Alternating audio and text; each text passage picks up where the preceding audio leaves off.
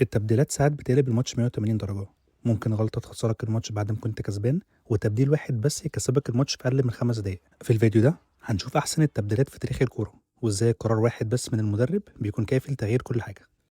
أول مثال معانا على ده كان في إياب نص نهائي دوري أبطال أوروبا ما بين ريال مدريد والبايرن في 2024. الماتش الأول في ألمانيا خلص 2-2 بعد هدفين من فيني للريال وجول من هاري كين وساني للبايرن. وبما إن ماتش العودة كان على أرض مدريد وأنت داخل الماتش متعادل، ففرصة الريال للتأهل كان نظريا أعلى، بس العكس حصل. الشوط الأول بيخلص 0-0، وفي الدقيقة 68 ديفيز بيسجل الهدف الأول للبايرن وبيخلي النتيجة 3-2، ويفضل الوضع كده لحد ما أنشيلوتي قرر يعمل تبديلين في الدقيقة 80، خوسيلو وابراهيم دياز مكان فالفيردي ورودريجو. وبعد ما خوسيلو ينزل ب6 دقايق بس بيجيب هدف التعادل لمدريد، وبيدي الفريق فرصه انه يروح للاشواط الاضافيه ويحاول يكسب هناك، خاصه ان البايرن ساعتها كان بيلعب من غير هجومه القوي بعد خروج كين موسيالا وساني. بس خوسيلو قرر انه لا، احنا هنخلص الماتش دلوقتي، وبالفعل بيسجل الهدف الثاني في الدقيقه 90 ويوصل مدريد النهائي ضد دورتموند اللي كسبه وحقق البطوله للمره ال15.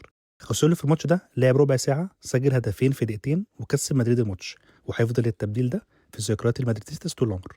تاني تبديل معانا النهارده هيرجعنا لسنة 1999 في نهائي دوري أبطال أوروبا ما بين مانشستر يونايتد والبايرن. في الدقيقة 6 من الماتش البايرن بيسجل الهدف الأول وبيخلص الشوط الأول 1-0. وفي الدقيقة 67 السير أليكس بيعمل أول تبديل ليه وينزل شيرينغهام، وبعدها بحوالي ربع ساعة بينزل سولشاير.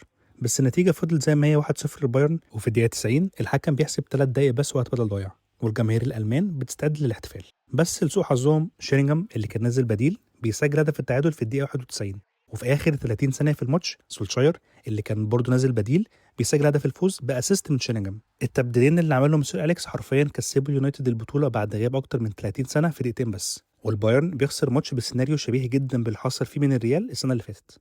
تالت تبديل معانا هيودينا للبرازيل في نهائي كاس العالم 2014 ما بين المانيا والارجنتين.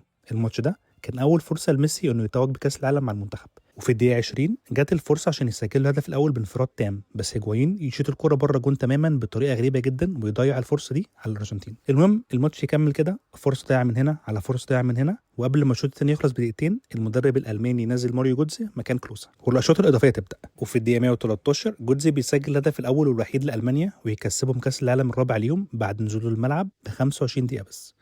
التبديل الرابع معانا هنا كان في نص نهائي دوري ابطال اوروبا بين برشلونه وليفربول في 2019. برشلونه كانت داخله الماتش مطمنه بعد فوزهم 3-0 في الذهاب، وكانوا حاطين رجل في النهائي لان ساعتها كانت قاعده الهدف بره ارضك باتنين لسه ما اتلغتش، ولو برشلونه جابت جون واحد بس الليفر ساعتها كان لازم يجيب 5 عشان يتاهل. الريدز يبدا الماتش سخن ويجيب اول جون في الدقيقه 7 من اوريجي، بس الشوط الاول يخلص بدون اهداف تانية وبرشلونه شبه يضمن التاهل خلاص. اللعيبه شافت ان مستحيل الليفر يجيب 3 اجوان في 45 دقيقه واحنا ما نسجلش ولا هدف، وده كان المنطقي.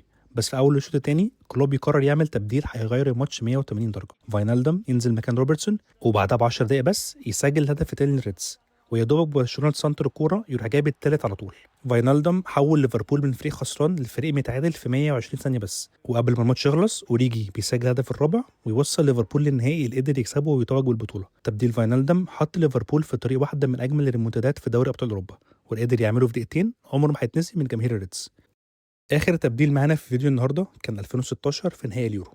الماتش ده كانت فرصه رونالدو انه يحقق اول لقب دولي ليه مع البرتغال، بس الموضوع ما كانش هيبقى سهل عشان النهائي كان ضد فرنسا وعلى ارضهم، والموضوع ازداد صعوبه بعد ما كريستيانو اتصاب في اول الماتش واضطر يطلع في الدقيقه 25. الماتش فضل 0-0، وقبل ما الماتش يخلص ب 10 دقايق قدر ينزل مكان ريناتو سانشيز والماتش يروح لاشواط اضافيه. وبعد نزوله بثلث ساعه وفي الدقيقه 109 بيشوط كرة عالميه اللي بتدخل جون وتجيب الهدف الوحيد في الماتش اللي بيخلص 1-0 ويتوج البرتغال باليورو لاول مره في تاريخهم. اللاعب البديل ده قدر يحقق لرونالدو حلمه في 20 دقيقه بس. اكتب لي في الكومنتات لو في تبديل كان ليه تاثير كبير جدا على الماتش وانا نسيته، ولو الفيديو عجبك ما تنساش تعمل لايك وسبسكرايب، وممكن تشوف فيديوهات تانية من هنا. اشوفكم الاسبوع الجاي.